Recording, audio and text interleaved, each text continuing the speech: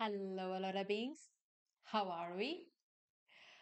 Today, I thought we would talk about the art of staying with ourselves.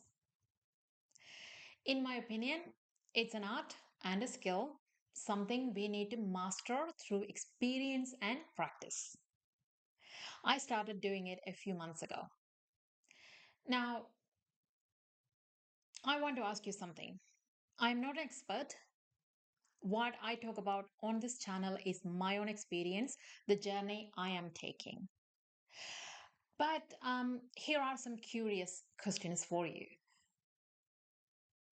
What does it actually mean to you? And how does it feel to be with yourself?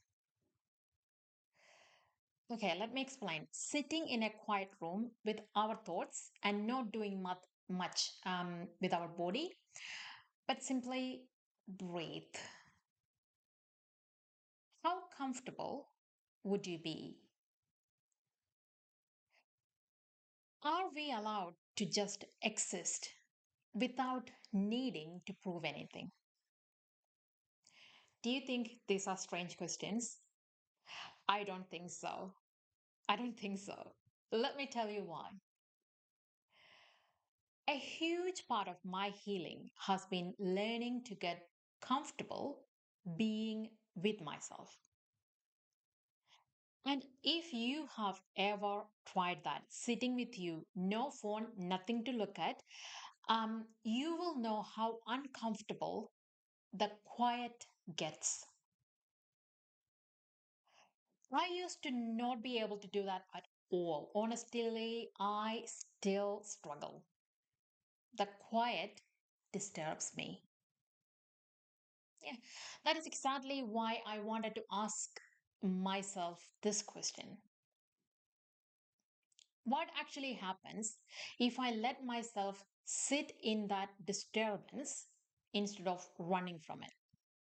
So I've been trying not perfectly in small, almost embarrassingly small steps.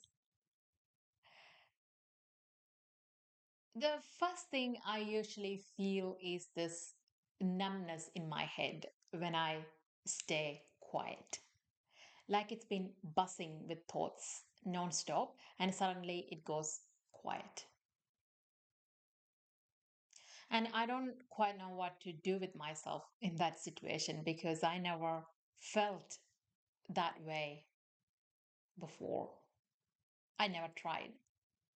So if I can stay in that for a few more seconds, and I mean seconds, that's all I've got right now, I start to hear what actually around me. The fridge humming, my water fountain, birds outside, my neighbor wheeling the bins back in, some big machine working away somewhere far off. It is real. It is real.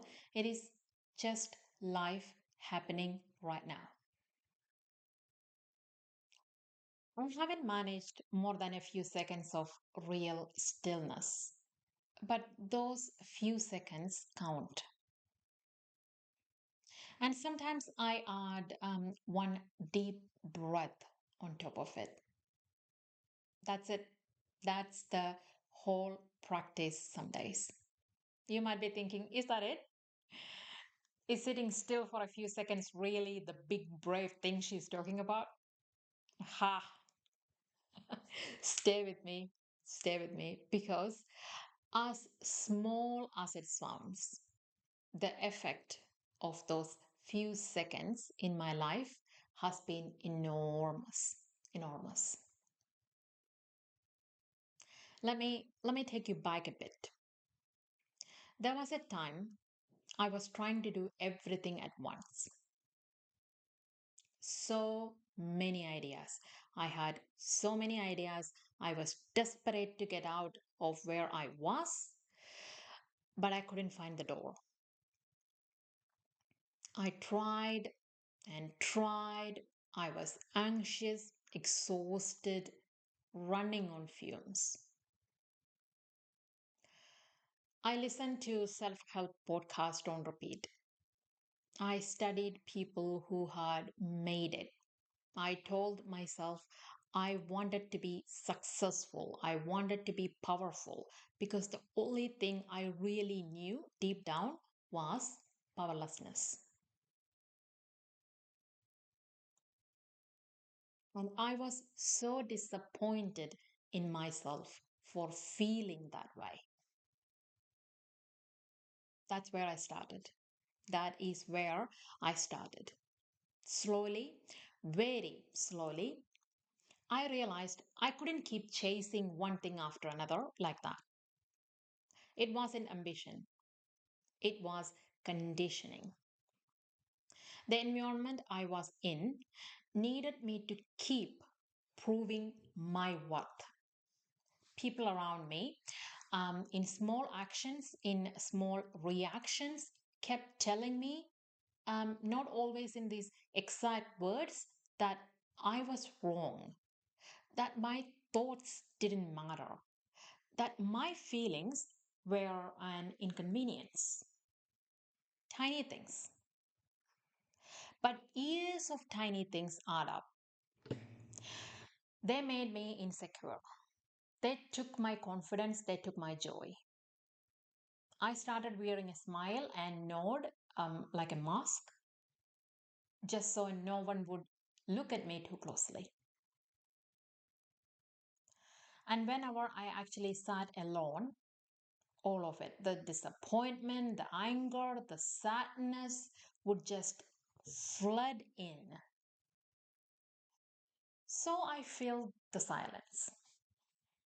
Doom scrolling, more podcast, anything that made my brain feel like it was still being productive, even while it was drowning.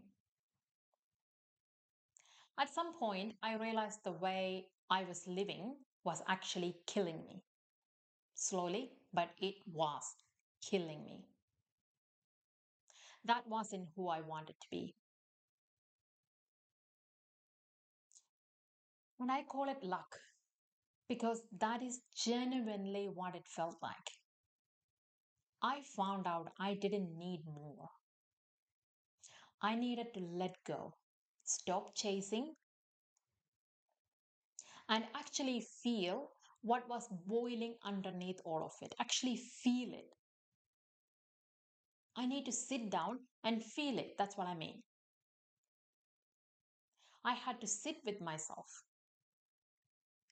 It was hard. It is hard. Letting thoughts arrive without immediately judging them might be one of the hardest thing I have ever tried to do. I still get angry sometimes thinking about those years, the ones I spent with so little insight into myself, the people who took advantage of someone who genuinely didn't know better. I get angry about the time I lost to anxiety and stress that didn't need to cost me that much. And then I get sad, really sad, sorry for the person I was. Sitting with those feelings is not easy. And I am not pretending it is. It is not easy. But here is the hardest and most useful thing I learned. The only way through the layers of years of complex experience, complex trauma, is to actually let yourself feel what it feels like.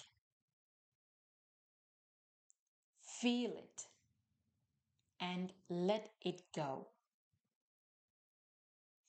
And you don't have to do that alone. Find a good clinician, someone trained in complex trauma, a therapist, a psychologist. There is real qualified help out there. They can hand you the framework. Okay, they can show you the way. But at some point, You still have to be the one who sits with yourself to find out who you actually are. You have to sit with yourself.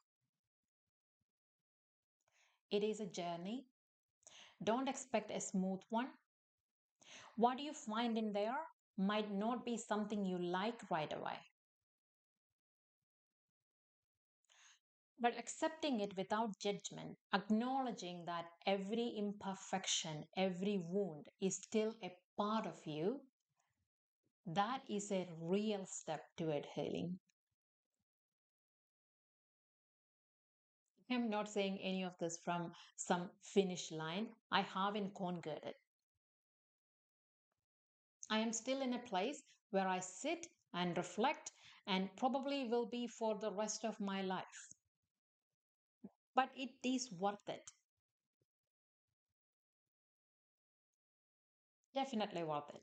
So, let me tell you this from my experience. You are allowed to sit with yourself, literally on the couch with your favorite drink in your hand, just thinking about you. That is allowed.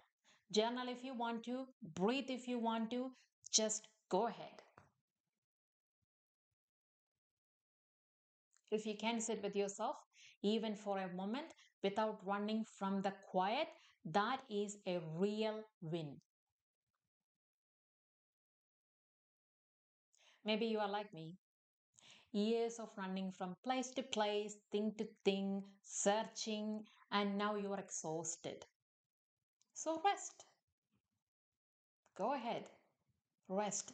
Stay with your exhausted soul 1 second at a time. You can do this. I trust you because you are one courageous soul. If it's lands, if it's resonate, it would mean a lot if you could just subscribe and share this with someone who you think would benefit from it. It would really help me. See you next time, Valora Beings. Bye.